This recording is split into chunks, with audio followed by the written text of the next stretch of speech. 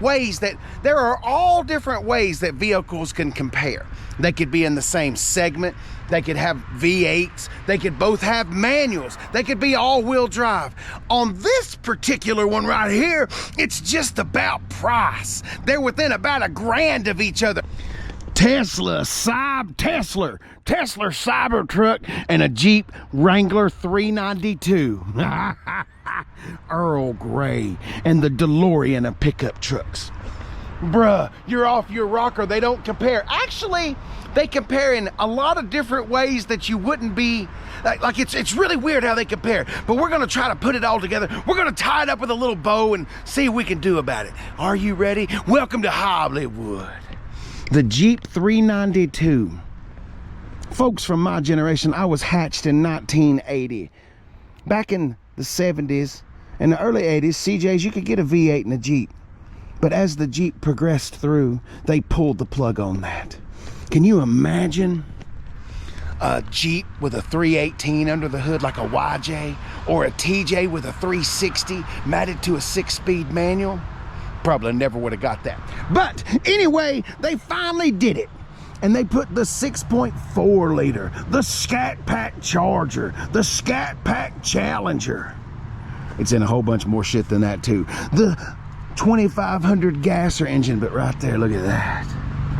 392. Casey, we want to see that thing. How's it fit underneath the hood of that? Quite nicely. Hang on just a second, let me prop my rod. Naturally aspirated, matted up to an 8-speed automatic, heavy-duty front and rear locking axles. There it is. 470 horsepower, 470 pound-feet of torque, and 0 to 60 in the mid-4-second range. And then you can take all the doors and shit off of it and take it four-wheeling. Because remember, it's still a Jeep. That's just the on-road stuff. This one's got red, juicy guts. I would like to take a second and say thank you to Ford of Murfreesboro in Murfreesboro, Tennessee, for allowing me to play with your vehicles. Neither one of these vehicles have been taken to the detail shop. So please keep that into consideration. When I get a chance to do it, we do it. I don't care if they dirty, clean, whatever else. Let's do a squishy squish test. You want to? Oh, there is... Casey, it's a Jeep. There is no squishy squish. Okay, we do have vents on the back of the center console. Way to go, Jeep. Got some window switches right there. USB-Cs, USB-Ds to charge up whatever. Got a full-blown power outlet. Look at them red drippings, them juicy drippings. All right, we got dual power seats right there. It's pretty much a Jeep Rubicon. If you've seen what Jeep Rubicons do, then this is what it is. We just changed the running gear. There's all your four-wheel drive stuff. We got some auxiliary switches there to do some lights, winches, all that kind of stuff. Here's your media stuff, so you can do... They still rocking aux cords. Hell yeah, way to go, Stellantis. Some people... Casey, don't get that excited over an aux cord. Why not? I get excited over everything. Oh, I know you're not here to touch this, but oh, the threading is raised. It feels so nice and temptuous.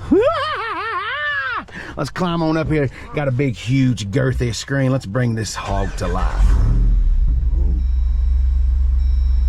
A noise that you will not hear when we go to the Tesla. Got a real full-blown e-brake. One thing I want you to look around here, look at all the buttons. There's stuff everywhere. Buttons are galore. Look, we even got a little button up there ahead of the rear view mirror. I say that because when we go to the Cybertruck, there ain't a button one. Well, hang on. There's a couple window switches over there, but that's about it. I think the Cybertruck will make that kind of noise. Let's go find out. You want to? Let's go. Ooh. Elon's wet dream. Right there it is. I love DeLoreans. I'm a kid from that generation. Back to the Future, one of my favorite movies, trilogies of all time. That sucks beyond all matter of suckage. Sorry, Casey, that's just because you're one of those guys that don't like electric cars. No, see, you're totally wrong. I like all vehicles. If it's got four wheels on it, I can do something with it. But look at it. See, my big problem with this sucker is this A-frame. If I wanted an A-frame, I'd buy a house. That is disgusting. And the build quality, I'm not trying to tear it to pieces. There's a few things that make you want to go, huh? Like some sharp edges right there. This right here, I guarantee you, if you're washing this at the house with a wash mitt, that is some sharp edges right there. The man could slice himself up. Anyway, all right, here we go. Now, there are 2 levels of Cybertruck. 2 levels of Cybertruck. There's this one, which is just like, I guess, the standard. And then there is the Cyber Beast. And that one is 0 to 60 in 2.6 seconds. In this trim, this one is 0 to 60 in about 3.9 seconds. So sub 4 seconds, which means it's faster than a Mustang GT. It is faster than the Jeep 392. Faux show, it ain't even close. Well, actually, it would be close within about a half second. But we got all-wheel drive right here. Wait till you hear the exhaust. It makes farting noises. As we keep going along, there's just so many different things. I mean, nice little triangular shaped mirror right there. This is the biggest windshield wiper I've ever seen in my entire life. Like, oh my God. Holy cow. Not to mention the windshield is one of the biggest windshields I've ever seen. All right, Casey, quit doing that. Let's figure out what's going on. We can do all that. We can look at that for ourselves. Okay, I agree. You ready? Let's start from the back, because you always start from the back. Tows 11,000 pounds. Let me say that again. It tows 11,000 pounds. I think that over there tows like 6,500. So in the towing capacity, it ain't even close. Let's go ahead and do this. We're gonna put our tailgate down right there. Let's go ahead and roll the tonneau cover back. Greatest part of the vehicle. By far, the coolest part of this vehicle. We're doing it right now. And that tonneau cover keeps going on in, and then you can see inside the truck right there, and that's when the rear view mirror comes into play. Before that, you ain't using a rear view mirror, you're using a camera. Now, one more thing. Honda Ridgeline folk, Santa Cruz folk, you know all about this. Check this out. Little underfloor storage right there. Just pick that bad boy up, and now you could fill it up with water, ice, all kinds of stuff, and just drippy drip drip, drippy drip drip. Well, son of a bitch.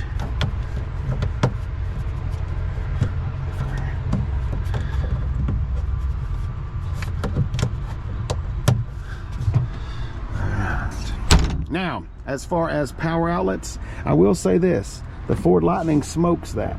We've only got 2 power outlets right there and a 4-way. Remember, the Ford Lightning can get up to 10 power outlets, up to 10. The lighting in there, hey, other car companies, you should check that out. Like when it's inside the showroom and stuff, that light really helps. All right, where's the door handle? Well, you're just gonna do some pushing. It's gonna let us in there. I will say this, everybody's been asking, are these doors bulletproof? I don't think so. The general manager won't let me try it. I think maybe a 22, no problem. Small caliber, easily done. Anything bigger than that, there's no way in hell that's gonna happen. But it is a thick, meaty door. Simplicity, remember, over there, lots of buttons, all that stuff, simple. I mean, you got a window switch right there. Let's do the squishy squish test. Oh, it is squishy. Oh. It's a different kind of squishy, but it is squishy.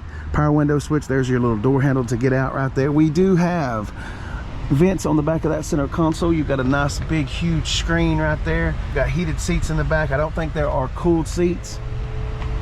Casey, look at that sloping roof line.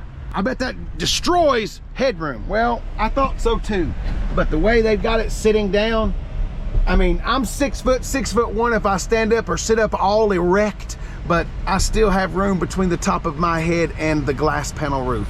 Let's go ahead and talk about that glass panel roof. Amazing! It's huge and vastly. It doesn't open like a sunroof or anything like that, but a nice thunderstorm or something, you're sitting there listening to the rain crackle on the top of the truck. Oh, romance is in the air.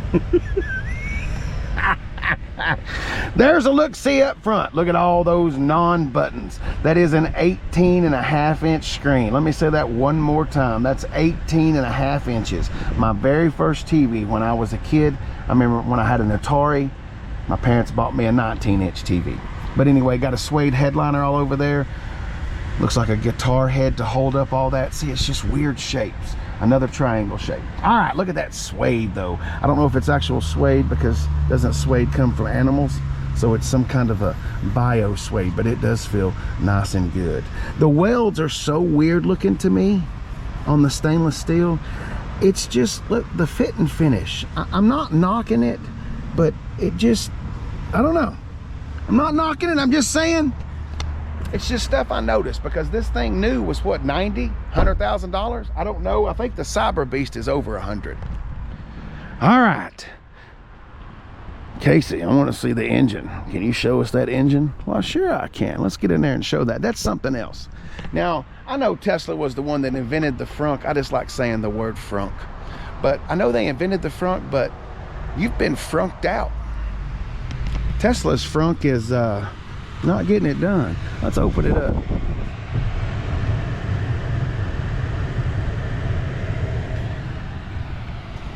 Because I guess I'm just used to seeing F-150 Lightning, but I think you could put a golf bag in there. You think you could fit a golf bag in there? I think you could, but no power outlets, no nothing. Let's take another little bit more look at the fit and finish. I'm not, in case you're just trying to trash it now. No, I'm not. It's just all unfinished. It's just raw. Casey, I like raw. Ain't got no plastic and all that BS on there. Okay, hey, that's cool. That's cool. Close your front just like that. And there we go.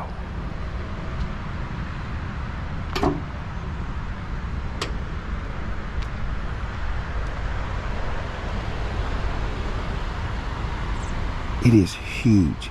I cannot express to you how wide it is. It makes that Jeep 392 look tiny.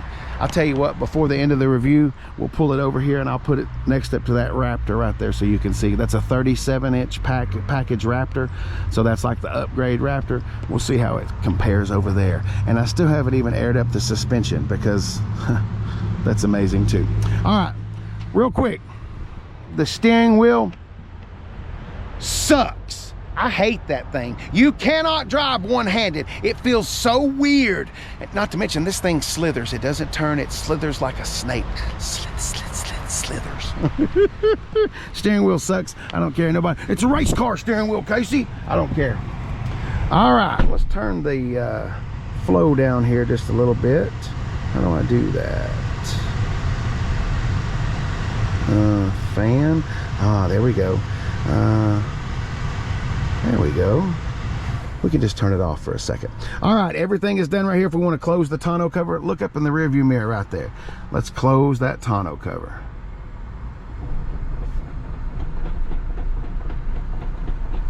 Now you have lost your rear view mirror, but we're closing up.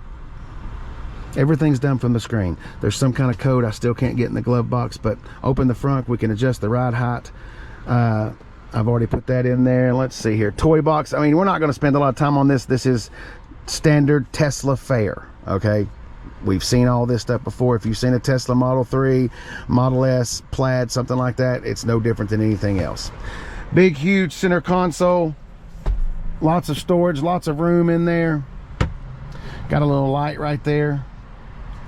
Simplistic. I can't explain, I can't say anything more. One thing that I hate is all of this room up in here. I mean, it just keeps going and going. Like if you carried your animals with you, like you could put like a hamster little setup in there. What do they call them? A geranium or something. Anyway, you could put some cats up there. Tons and tons of room up there. A little bit of a joke. But see, reaching from the driver's seat, I can't. I barely touched the door. Headroom is massive, massive.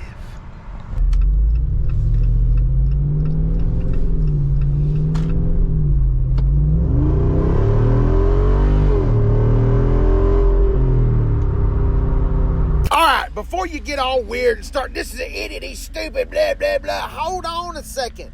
It's all about being a little weird. It's a little different. Who the hell else would put these two up against each other? They have some similarities. They're both all-wheel drive. They're both 2024s. They're both in the mid-70s as far as price on the used car market. They're both fast. See? The Tesla, however, it pops sometimes. I think because it weighs like 7,000 pounds or 8,000 pounds. Anyway, as far as a family car, because both of them technically are, I don't know. If you like tech, it's pretty simple. If you like old school throwback stuff, then obviously the Jeep, because the Jeep has no tech. The most techie thing about the Jeep is probably the type space of the Rubicon.